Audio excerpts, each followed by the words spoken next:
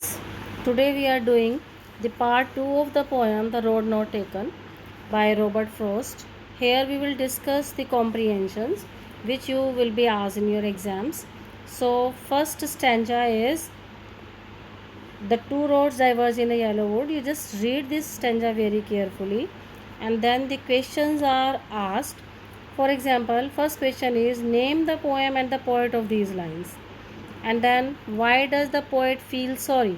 The poet feels sorry that he can't travel on both the roads at a time. One person cannot move on two roads at a time. Then we have the question, where do the two roads diverge in? The two roads diverge naturally in the wood in a jungle where the leaves have turned yellow in the autumn season. It was autumn season and the leaves were falling down and they were turning in yellow in color, as nowadays you can see.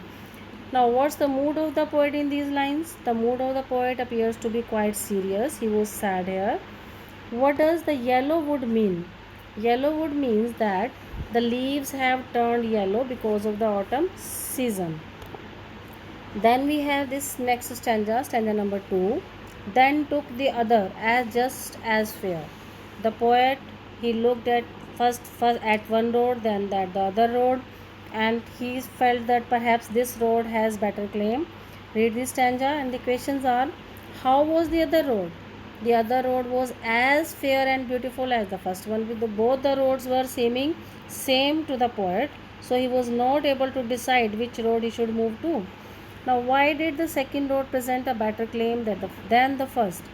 The second road presented a better claim as it was still grassy and had not been used by many travelers. There was grass on it and it was easier to move on because many travelers have not moved on this.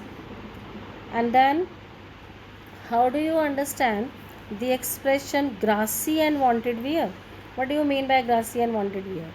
Grassy was that grassy and green because the grass was not crushed and it was not at all worn out by the steps of the travelers. Means the people, they didn't move on this. Now, in which sense were the two roads similar? Both the roads were similar in the sense that they both were appealing to the poet to travel on them. Both seemed same and he was able to move on both the roads, but at a time he was single person. He could travel on single road only. So these are two stanzas. You can write down in your notebooks and learn these stanzas and extracts. Thank you and have a nice day.